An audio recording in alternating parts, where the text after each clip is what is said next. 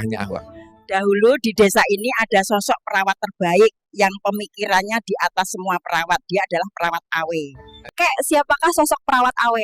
Dia adalah sosok perawat terbaik di Asia Tenggara, dan tidak ada yang setara dengannya.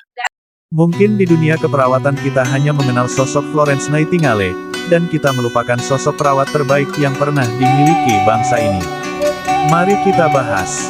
Dahulu kala, pada era 1980-an, di sebuah pedesaan yang tenang di daerah Garut, muncul sosok perawat luar biasa.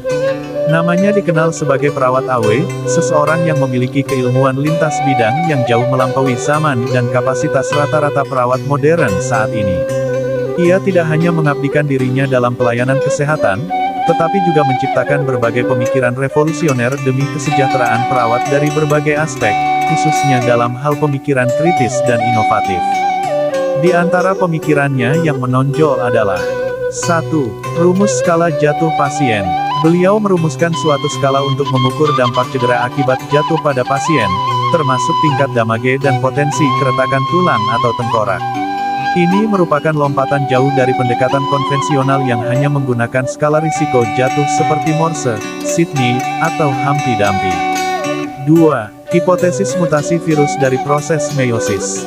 Dalam sebuah pernyataan yang belum pernah dibahas oleh para ilmuwan bahkan hingga kini, beliau mengemukakan bahwa kromosom haploid dalam proses meiosis manusia, jika terpapar rangkaian unsur dari kotoran manusia, bisa bermutasi menjadi virus yang langsung menyerang sistem kekebalan seluler.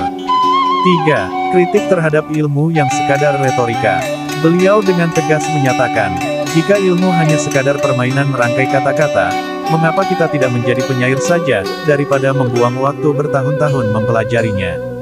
Gagasan-gagasan brilian lainnya ia tuangkan dalam sebuah buku yang kini melegenda, meski keberadaannya misterius, yaitu buku yang berjudul 60 Mata Angin Ilmu Kanuragan Keperawatan. Sayangnya, hingga kini biografi lengkap tentang dirinya tak pernah ditemukan. Ia dinyatakan menghilang pada usia sekitar 60 tahun, setelah secara terang-terangan menjadi oposisi terhadap pemerintahan Orde Baru. Karya terakhirnya bahkan lebih mengejutkan, ia menciptakan diagnosa keperawatan yang tidak lagi ditujukan pada manusia, melainkan pada sebuah negara. Dalam pandangannya, kerusakan tatanan negara erat kaitannya dengan demokrasi yang absolut dalam kekuasaan individu. Ia merumuskan kriteria hasil diagnosa tersebut sebagai berikut. 1. Terciptanya buzzer untuk menutupi kebobrokan sistem pemerintahan. 2. Pembentukan SDM dengan IQ di bawah rata-rata, 75, sebagai bentuk kontrol sistemik. 3. Keterlibatan organisasi keagamaan dalam melanggengkan kekuasaan yang korup.